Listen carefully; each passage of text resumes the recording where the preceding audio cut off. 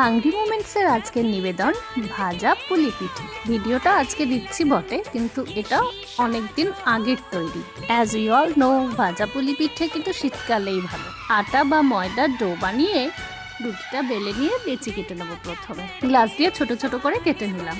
একটা বানিয়েছি খেজুর গুড়, নারকেল কোড়ানো আর সামান্য গরম মশলা দিয়ে। এক এক করে প্রত্যেকটার উপরে অল্প অল্প করে দিয়ে দিচ্ছি এবার আমাদের নারকেলের পুরটা। পুলি পিঠেগুলো যেহেতু গরম ডুবো তেলে ভাজতে হবে, তাই জন্য বেশ কিছুটা সাদা তেল দিয়ে দিলাম কড়াইতে। এইবার আসল কাজ, নিপুণ হাতে পিঠের মুখগুলো বন্ধ করতে হবে।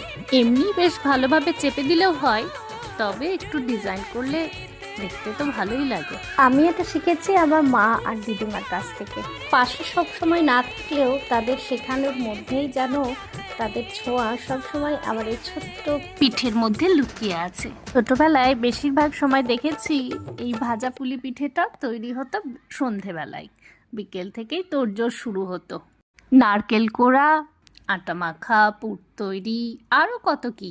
গরম তেলের মধ্যে পিঠেগুলো বেশ ভালোভাবে ভাজা হয়ে গেছে। কেমন সোনালি সোনালি রং হয়েছে, দেখেই লোভনীয় লাগছে। ছোটবেলায় যখন মা আর দিদিমা বানাতো পিঠে, তখন কিন্তু আমাদেরও দূরে রাখতো না। ভাঙা চোরা যাই হোক, আমাদের হাতেও অল্প আটা ময়দা দিয়ে বলতো, নে বানা দেখি। দিদি সব সময় বলতো, খুব সুন্দর হয়েছে, দেখবে এইটাই খেতে সবচেয়ে বেশি মিষ্টি হবে। আর সত্যি তাই হতো।